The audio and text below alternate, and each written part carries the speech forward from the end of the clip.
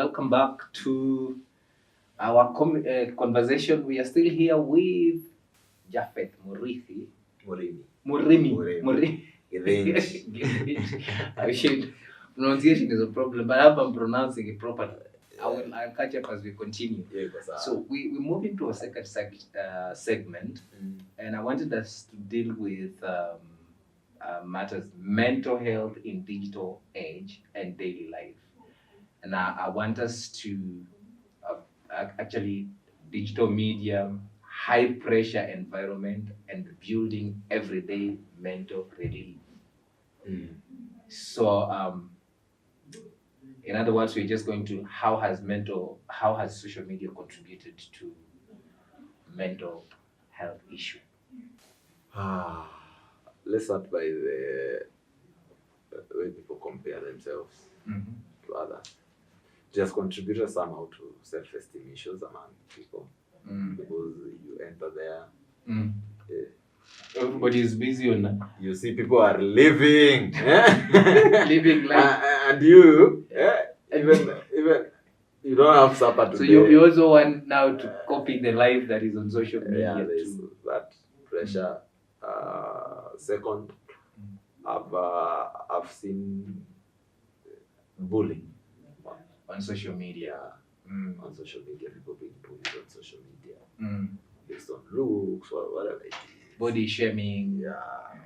There's a lot happens on social media. Pressure. Number three, I've seen people lose money on social media, being conned through social media. Scams. The scams, they are there. There's a lot of misinformation as well. Misinformation. This social media may predispose some people to things like pornography. You know, there are social pornographic sites. You know, like how you enter Facebook, they are friends. Now there's social pornographic sites where they are for sharing those things. So in this same social media, this is where you'll find what we call predators, sex predators. Is it true that we have live porn that goes on TikTok late night hours? I have never seen it. You don't think I'm asking about that? But I have to believe on mainstream media, some of the leaders claiming. And so. Even now, it's very hard not to find anything on the internet these days.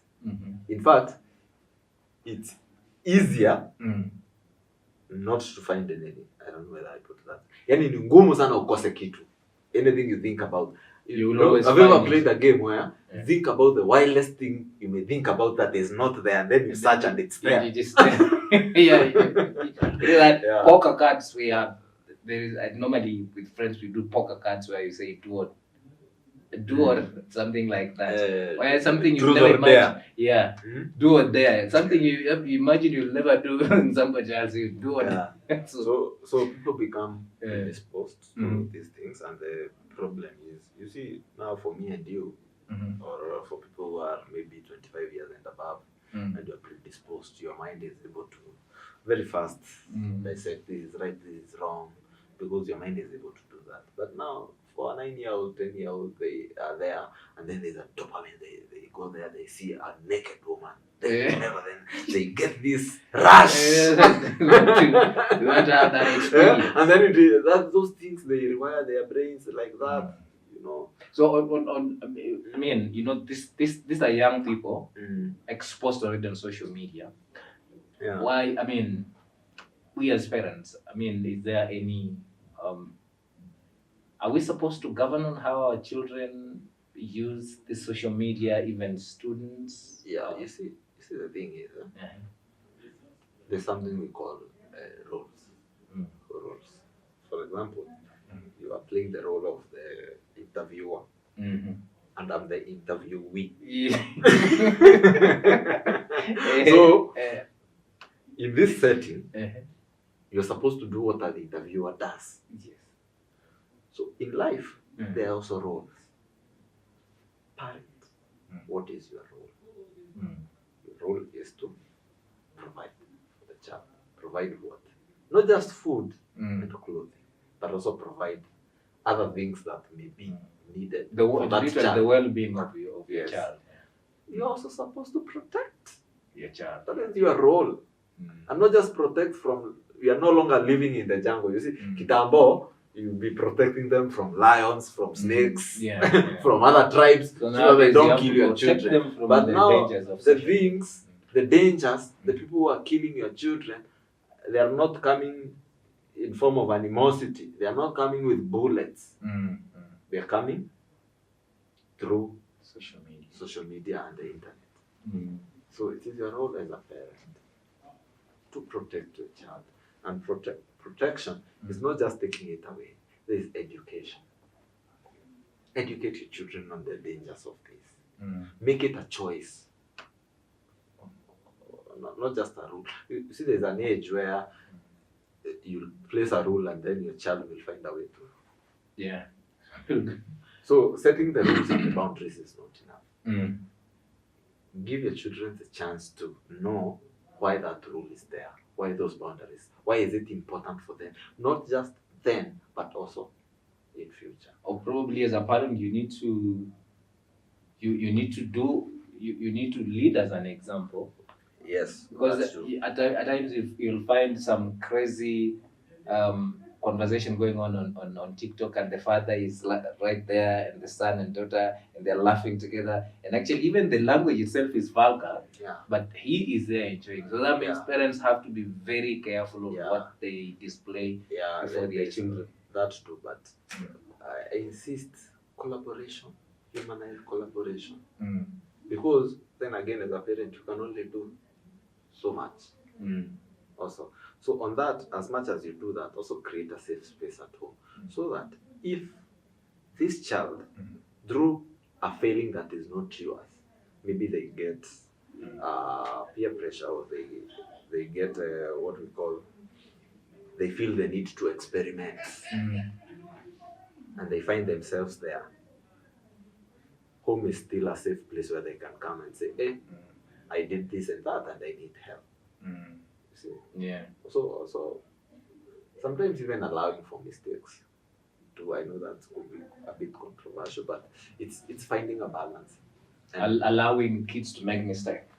Or it's finding how you, when you find them in mistakes, how do you deal with that? But don't you think it's also good to allow children to make mistakes, because out of mistake they are able to learn, and then now you can rectify it. Yes, it's the environment you create. That this child, if I make a mistake, I can come home and I'll be punished or whatever, there will be consequences, but it is still a safe place. So there is not one single formula, but it's just allow yourself to be a human parent to a human child. Yeah. Yes, and seek support for where you find that. To stop saying in my family, it is shameful to say this. Go ask what other parents are doing with teenage pornography issues. Come to me and tell me, I see like this. Because there are this thing where parents, you are telling kids, don't do, you might tell your children not to do it here. They'll go to a neighbor's house, and then you find it there. You find it there. So it's good. It's important that parents have a dialogue with their children. Yeah, but even before that dialogue, you're also the parent. Be within your own identity. You know what is supposed to be done under your roof and what is supposed not to be done. Then again, it's a balance. It's a balance. It's a balance. So if you know you don't want pornography to be watched under your roof, go to your Wi-Fi settings, block pornography sites. We have children. I think there is a way you can regulate that. Yes, you can regulate. Put parental guidance settings on phones. Monitor their screens. So you see, our bosses do that, where they monitor what we are doing on our laptops. You get an email in the evening. Apply the same to our children. Yes, not because you are being uptight, but because you are playing your role as a parent. You are saving the life of this. Yes, and when you find them making that mistake, also how you handle it. You have to handle it in a way that they will know it is a mistake, but it is still safe to be home. Yeah. They're not starting to label them, you criminal. Why did I give birth to you? Why did I? you create that safe space where they can ask you anything and everything. Yes. Because they're innocent, they just want to know. Yeah. How has social media changed how young people relate with themselves and others? How has social media changed how young people relate with themselves and others? That's my main thing, and it's not the only thing. It's usually that comparison bit where now you see like I heard somewhere that if you're being given something for free, you are the product. So this social media is free, but your child or this young person is the product. So there are products that will be pushed in social media. There are things that will be normalized in social media that are not supposed to be normalized, and then they pick that up, and it creates a whole different culture away from our culture. I think we've seen it in Kenyan dynamics where what we think is a traditional way of living, there is a generation there, Gen Z, that doesn't subscribe. Gen Alphas. That doesn't subscribe to that. They you see, it can be both a good thing and a bad thing, and things are now closer to home, closer to our eyes. Information is reaching faster, so. But when you look at it also, the more things change, the more they remain the same. Because even with older generation, the world was always changing. So it's up to us to be, because we cannot change the change. Yeah, we have to we have to adapt. We have to adopt the changes. The only thing now I can tell young people is the only thing that you can lose now that will be so costly to you is the present. And who experiences the present is the self. Yeah. So your identity, yourself, and the present, that's the only thing you can lose. And social media offers very many ways in which you can lose that. Yourself. Yes. Have you ever lost yourself? Have you ever, I don't know. I have ever lost myself before. Have you ever lost yourself? Yeah, I'm part of addiction. So you lost yourself when you found No. So, I've not found myself. I'm you just journey of finding yourself consciously. So we are all work in the progress. Yeah, it's a journey. We are all on different paths. We just happen to cross. We connect. Yeah. We do things together. You go to sleep at night, and if there's anything during the day that you've done that has taken you away from yourself, you forgive yourself and you promise not to do it tomorrow. But come back to yourself. But if you're not conscious about it, tomorrow you continue the journey of losing yourself. It's a struggle. It's literally a struggle. Yeah. For now, you have an experience you've gone through. But now when we're talking of relating, how social media has actually tampered with how young people relate with themselves and others. Are you? I'm using the examples of things I've seen. I have friends where I go to their house, rich people, and this is the dinner where it's actually a buffet, like you can say a continental dinner or lunch. And now where everybody come and serve your food and go, And now when you see a Gen Z or a Gen Alpha is coming with the headphones, a big phone or maybe a tablet like that one of yours. Yeah. He's serving food and then, even their guests here, he can't even say hello.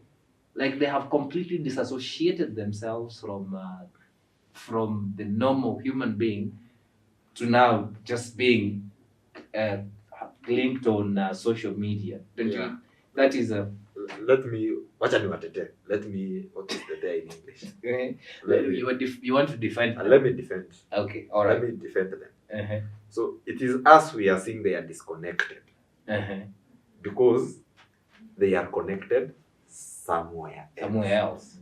Are we curious to know where is that where they are connected so that they can be so disconnected for us? Do we also want to be part of their world, or are we only putting them on a pedestal and telling them you have to be part of ours? You see? Yeah. It is give and take. Yeah. So we are saying we are the older generation. Let's put on the big shoes and go to the world and see where is that where they connect. We should understand what they enjoy. It's not about understanding. Yeah. It's about also walking in their shoes. Why is it that you're connected, and why is it making sense to you and not to me? And then maybe we can stop this. We can reduce this gap. Yeah. Because when you walk like that, you create a chance to, also create connections with them. I'm not si ati nawaambia waendelee kufanya hivyo. You are not telling them to continue doing I'm not telling them to continue. For the sake of my international viewers, he's saying he's not telling them to continue to do that, but you're just telling them. I'm just saying we also have a role to play. You see, there's usually a story that is told of 3 guys. I don't know how many there were, but there were some guys in a cave. And in that cave, they never get to see people, but they would see shadows, and they would be told those are people. They would see shadows of trees, and they would be told those are trees. And one time they were taken out of the cave, and now they started seeing real people and real trees. So you can imagine the kind of, if they grew up knowing this is, so there is one who accepted it and be like, it is okay. And there is one who refused, went back to the cave. And there's one experiment. Yeah. There's one who said, me, I won't wear. And then there's another one who stayed but was angry all the time. Every time. Yeah. So the current generation questions everything. Yeah. They questions everything. So even God. Even God, even religion actually. So it's up to parents to we need to get in their shoes and understand why they keep questioning everything. We need to live in their world. Is that what you're trying to say to us? For us to be able to help them curb this? I'm trying to say, if you're going in there as a competitor to your Gen Z, you will lose. You won't win. Because number one, they have more time than you. You are old. You are about to die. If you go as a competitor, and you are going there and to remove them, you will lose. Because they can choose to wait out. But if you go as a collaborator, as somebody who's, I'm not coming, you see, I'm coming in peace. I want to understand your world. Then maybe they'll also want to understand yours. Then you can create something that works. A safe space for them. So what are the signs that someone is burning out or emotionally exhausted?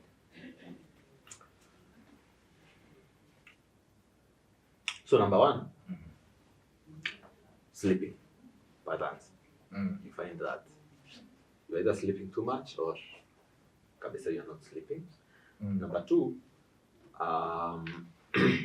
you watch out for the basic things like appetite. And then number three, motivation. So it's a job you burnout. I'm assuming you're asking burnout. Is it for life or for work or for what? It's just the emotional side to for emotional fatigue. So there's those, and then there's feeling like you're not motivated to do the things you love doing. You're not getting any pleasure from them. The other thing is you do something that you are doing with ease, but then you feel tired. It's like. And then the other one is emotional volatility. You find that something small, the fuse has burned, and you are not like that in the past. But now you find that this period, everything is burning your fuse. Everything you just feel exhausted in everything. Irritated. And then you are unable to perform your other duties in the manner that you know yourself you are able to do, and things like those. So you watch out for those things. Emotional fatigue is very dangerous. It can lead to an emotional meltdown, or can predispose you to even mental illnesses like depression. It happens to children as well. Yeah, it happens to children as Okay, how can we regulate emotions and develop healthier self-awareness? Number one, the first bit of mental health awareness, 101, is naming your emotion. The ability to name your emotion. Mostly when you ask people, how are you feeling? Good. How are you feeling? Bad. If I name it good or bad, I mean, you are not aware. You're not aware of it. Yeah, you're not aware of your emotion. How should I name my emotions? There's something we call a feelings wheel. You know, an array of the emotions we call good or bad. The good emotions is when your needs are met, and the bad emotions is when your needs are wrong. So you can feel bad, but the bad you're feeling is lonely and sad. And you can feel bad, and the bad you're feeling is angry and disappointed. But just because you don't know how you're feeling, and your mind can't, so you end up feeling worse. All right? So naming your emotions. Number two is normalizing emotions. Emotions can do you no harm. So some people you find they have anger issues or anxiety, but because their mind has not normalized that emotions.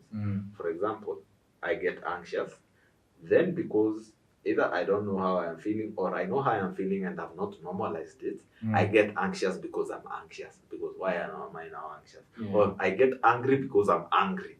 So you get angry and then you're like, sasa kwa nini hiki why has this thing made me angry? Then you get more angry. So normalizing emotions and being very compassionate with yourself.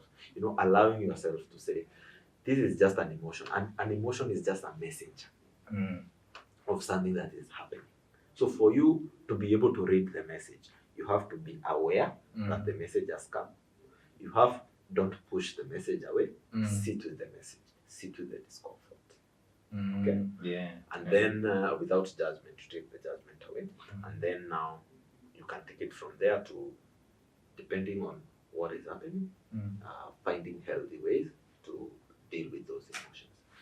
Sometimes a healthy way could be as simple as, it's time to take a break. It's time to take a glass of water. It could be go to things like breathing exercises. It could go to things like journaling, writing down how you're feeling, it could be something like connecting with a friend. With a friend, like a phone call or email or whatever. Yes, this is how I'm feeling. You know? Yeah. Because emotions, they may create an environment in you that may make you feel like everything is going wrong. So taking that step back and saying, okay, this emotion. So, and as you continue, you don't have to wait for emotions to be bad so that you deal with them. Also, allow yourself to do activities that are good for your mental health. Okay. Sports, probably. Exercise. Like you're saying, sports. Drinking a lot of water. You know, taking care of your body. Yeah. You know, be well groomed. Be kind to other people. No. Because it comes back to you. It comes back to you. So all of these things, they are things that now, when you combine how you regulate your emotions when they are bad and what you do when they are good too, create connections, healthy connections with people, work on your relationship, invest on your social circle. Don't only be calling your people when you are in trouble. When you want some money, you have something in your M-Pesa. Send me, I'm stuck somewhere here. What does emotional hygiene look like in a daily life? Emotional hygiene, it feels like repeating, but the first bit of it is the ability to name your emotions, the ability to be compassionate with yourself, the ability to create a balance. You know? For example, I'm angry, I feel like I want to break all these glasses, but I don't have to do it. I can walk out with my anger, deal with it, then come back and tell you. Or go hit the wall. Jefferson, what you said just made me angry. Angry, yeah. You know? knowing how to communicate. So those kinds of things, it's huge. It's a huge thing. But if you are able to name your emotions, be compassionate with yourself and others, find a balance between reacting to emotions and responding to emotions. You know, when people piss you off, do you go blasting over them like you want to bulldoze? There are people who don't control themselves, like, yeah. Okay, and I'm not saying me, like, you know, regulating your emotions. Another emotional hygiene thing is understanding that anybody can have emotional turmoil. Don't expect yourself to feel okay all the time. Yes, it's okay not to be okay. It's right? okay not to be okay. Don't expect yourself you're stoic all the time, you're calm all the time. There are times there could be there are people who behave that way, but in actual sense, it's a mental issue as well. They are trying maybe to run away from something. Yeah. So understanding that, so that when it happens, you take yourself with some grace and compassion, and you see, investing in your mental health. Pat at your back and say it's alright. It's alright. Yeah. Calm down, Jeff. Calm down, Jaffe. Once in a while, take a walk. Take some time off your busy schedule to reconnect with yourself. Eat the best food you like eating already. Once in a while. If you have a car drive to nowhere, go read a book, something like that. Yeah. Or social groups also helps, right? But this is social and support groups also help a lot. I forgot. Plug into other people. Plug into people you share same values with. Yeah. One of the things about mental health, and I think I said in another episode, it forces you to isolate. Yeah. So plug into other people. Be there. Be vulnerable with the right people, of course. And this feeling of I think people hate me. Where does it drive from? Like where I just feel like I think people hate me. I think each one of us might have gone through that in one or the other. So there's something we call, from your experiences, if you had experiences where you are abandoned, where you are bullied, where you are abused, and your mind in that processed, for you those experiences meant I am not lovable, I'm unlovable, and then your mind takes that meaning and uses that meaning in the present. We call them irrational beliefs or automatic thoughts. So if anything happens here, and in yourself, it's not even about you. You feel those emotions of the past, that being unloved and unwanted. The automatic thought comes that everybody hates me, people don't love me. But that is actually not true. It's something in the past that you've not worked through. Or it's an automatic thought or irrational thought that you need to restructure. Or probably your body shamed at some point. What tools or practices help with anxiety, low mood, or self-doubt? What tools? I'll just give an overview. Journaling, writing down, meditation, breathing exercises. Breathing exercise? Yeah. I can even show you one. Okay. Right now on set. Yes. We do it on set. And then you tell people what you feel. Definitely. Okay. So you want me to breathe? Yeah, we're going to breathe. It's for 3 minutes.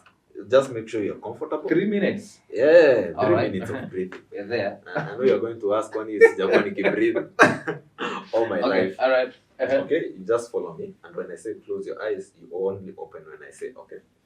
I open when you say I open. But now keep them open. It's there a certain posture I should sit or... Yeah, just that is okay. Okay, this just right. Make sure you're comfortable and just look around the room. Just look around the room. And you don't speak. I've taken over your show, sorry. So just look around the room and identify the things you can see, but focus on one. Then take a deep breath.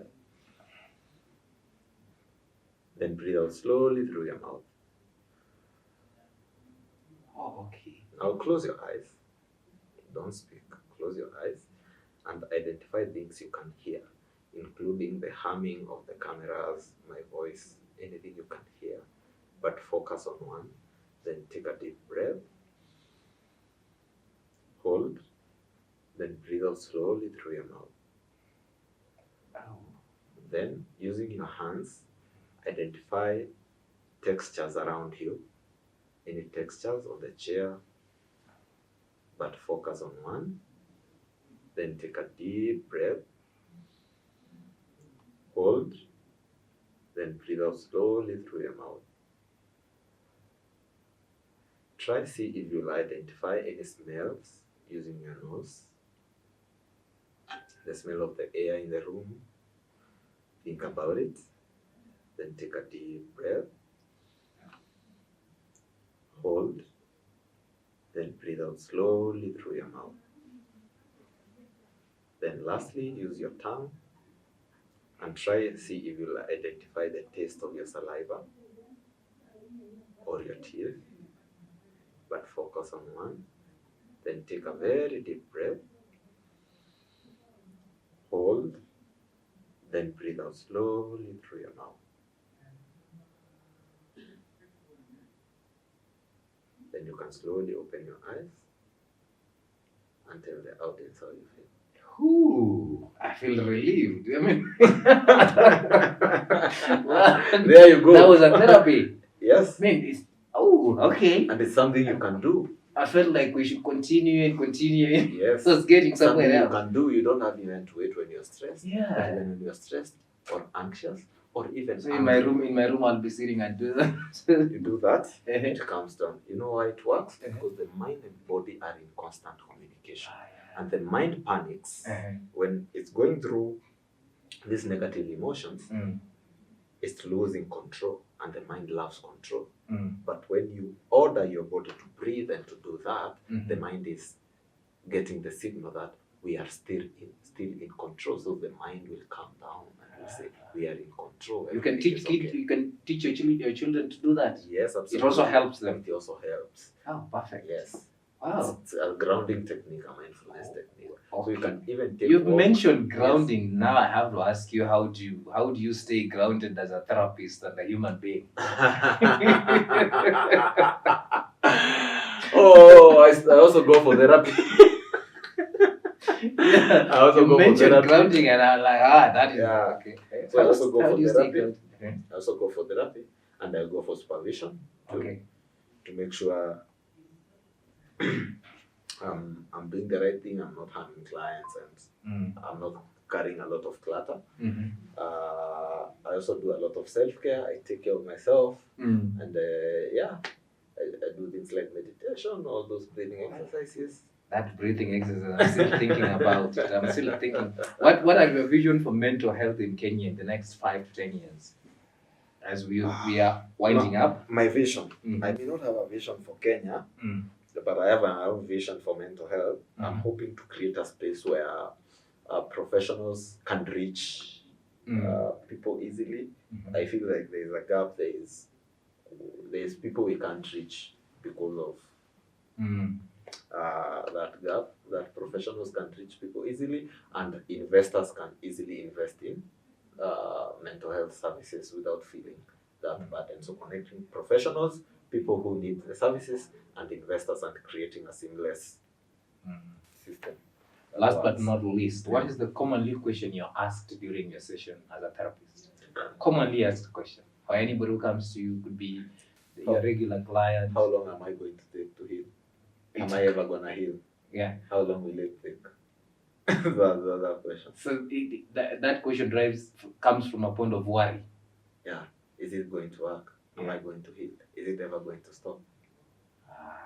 And now the last question I want to ask. You don't want to know the answer? Oh, answer me. Okay, I'm here. I'm listening. Okay. Sorry, I thought you had finished anyway. Yeah, it's simple. It's like when you're at the coast and the ocean. It's as far as your eyes can see. But once you get there, the horizon never changes. You get to the horizon, there's another horizon, but you're not at the same place. Or at least you're making a step. Yes. One step at a time. Healing is a journey. Okay. All right. So this is what I want. How can creators, that is content creators and influencers, use their platforms more responsibly when talking about mental health? Mindfulness. and awareness. Knowing to whom much is given, much is expected. You've been given a huge audience. To some extent, you are responsible. To some extent, you hold some responsibility on the content you create, on the message you pass. So, as a content creator, ask yourself, assume you're home with your children, what would you want them to see, to consume? Give us that. Yeah. So they have to use the platform. If you want your children to see your news, show our children. I'm sorry, but we have influencers who do that because this is happening though. You're on social media, you see. Home is where they are. So whatever you do here, if what you're doing here is harming our homes, and it will find a way back to your home. To me. So ask yourself, would I want this in my home? If yes, do it. Thank you very much. I mean, this conversation, I feel like we shouldn't come to an end. I want us to continue talking, but we cannot actually exhaust everything in a single day. I know we will still create more time and have conversation more and more around mental health, addiction, and all that. But thank you so much for coming on the sets to help us talk to our children, audience, and even the caregivers who are supposed to be mindful of this thing called mental health. And for that, I just want to say thank you so much. And I want to give you this minute again to share your social platform. I know you did last time. Probably you want to give you have your business number that somebody can call you in case he has a situation with addiction. Yes, somebody is addicted, suffering from addiction, and they would want to reach you quickly, like a hotline, something, social media platforms. And then you will incorporate with your classical mark as we wind up with this conversation. So the number is 0702 492050. Can you repeat again? 0702 492050. Names across all platforms. Just look for Japhet Murimi or Jeff Gedenji. Jeff Gedenji. Jeff Gedenji. So we share the name. Jeff I'm also Gedenji. Jeff. Jeff Gedenji, Japhet Murimi. All right. Not asking where Jeff came from. You stole my name on the show. I'm Jeff. How would you close? The close. Take care of your mind, and your mind will take care of you. Perfect. And thank you so much for creating time. Therefore, we come to an end of our conversation today. Thank you very much for creating time to watch this video. We will continue with the conversation around mental health and many more stories touching lives and well-being of our children and everybody as a whole. And we also take this time to thank the Pride Inn for giving us this space. Whenever you're coming to Kenya or wherever you're coming from, you're going to Nairobi, Mombasa, they have hotels everywhere. You can always reach out. They have their number there, their website is there. You can go look out for them and tell them you are referred to them by Jeff of the Okwako Outlook. Up until next time, see you. Bye-bye.